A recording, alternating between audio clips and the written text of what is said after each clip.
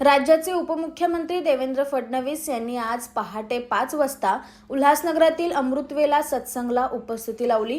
यावेळी सत्संगात सहभागी होत प्रवचन आणि कीर्तन ऐकण्यात देवेंद्र फडणवीस तल्लीन झाल्याचं पाहायला मिळालं।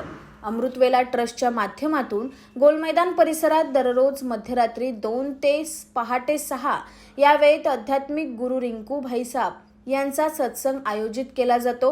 यात सत्संगाला उपमुख्यमंत्री देवेंद्र फडणवीस हे उपस्थित राहिले। यावेळी गुरु ग्रंथ साहेबची सेवा करून हा ग्रंथ डोक्यावर घेत फडणवीस यांनी पालखीत ठेवला। गुरुवाणीचं ग्रहण आणि श्रवण करायला मिळालं। तसंच गुरु ग्रंथ साहिब डोक्यावर घेता आला हे मी भाग्य समजतो, अशी प्रतिक्रिया यावेळी देवेंद्र फडणवीस यांनी दिली।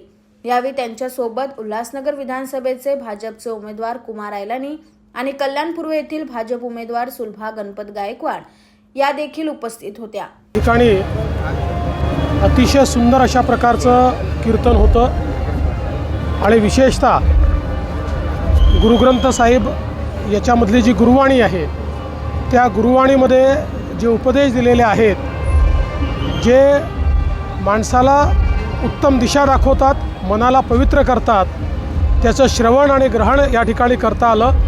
आणि सगळ्यात महत्त्वाचं गुरुग्रंथ साहिब डोक्यावर घेऊन मला त्या ठिकाणी त्यांचे आशीर्वाद घेता आले, याचा मला अतिशय आनंद आहे। Bureau report, AB fast news, Ulhasnagar.